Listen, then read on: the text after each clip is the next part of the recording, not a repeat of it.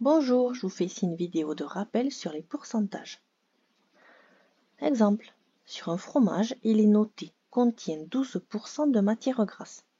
Cela signifie qu'il y a proportionnalité entre la masse de fromage et la masse de matière grasse. Dans 100 g de fromage, il y a 12 g de matière grasse.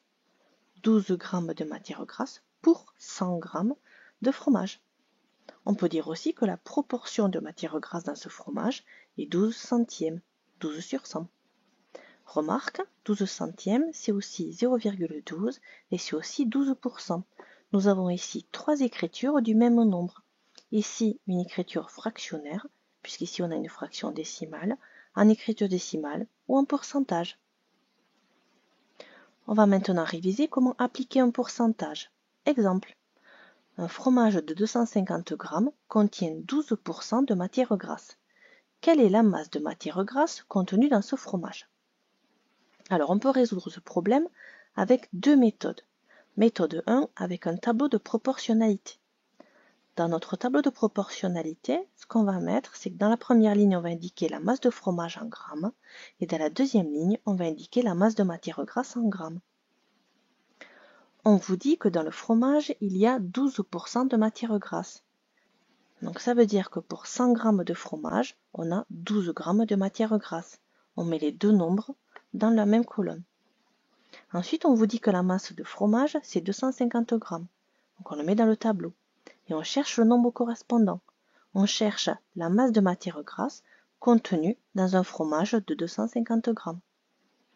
Ce nombre, c'est la quatrième proportionnelle. On peut par exemple la calculer en utilisant les produits en croix. On calcule 12 fois 250 divisé par 100, on trouve 30.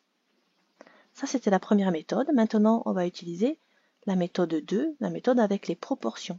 C'est une méthode un peu plus rapide. Calculer 12% de 250, c'est multiplier 250 par 12 sur 100. 250 fois 12 sur 100, on calcule, on trouve 30.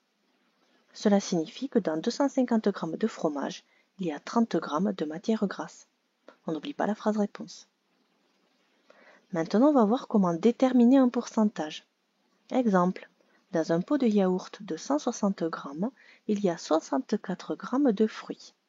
Quel est le pourcentage de fruits dans ce pot de yaourt? Là encore, on a deux méthodes. Première méthode avec un tableau de proportionnalité. Dans ce tableau, on indique la masse de yaourt en grammes et la masse de fruits en grammes. On vous dit qu'il y a 64 g de fruits dans un yaourt de 160 g. C'est ce qu'on va mettre dans le tableau. On a 64 g de fruits dans un yaourt de 160 g. On cherche le pourcentage de fruits dans ce pot de yaourt. Vu qu'on cherche un pourcentage, cela signifie qu'on va chercher la masse de fruits qui correspond à une masse de yaourt de 100 g. Et on cherche ce nombre-là. Ce nombre-là, on peut par exemple le calculer en utilisant les produits en croix. Donc ce nombre-là, c'est 64 fois 100 divisé par 160, on trouve 40. On peut le faire avec une deuxième méthode. Là, on va utiliser les proportions. La proportion de fruits dans ce yaourt, c'est 64 sur 160. On a 64 g de fruits sur 160 g de yaourt. Cette fraction, 64 sur 160, bien, elle est égale à une fraction de dénominateur 100. Donc c'est ce qu'on va chercher à faire ici, et on va le faire sans calculatrice. Ici, on peut remarquer que 64 et 160, ils sont tous les deux divisibles par 8. Et quand on divise le numérateur et le dénominateur par 8, on trouve 8 sur 20. 160 divisé par 8, ça fait 20. 64 divisé par 8, ça fait 8.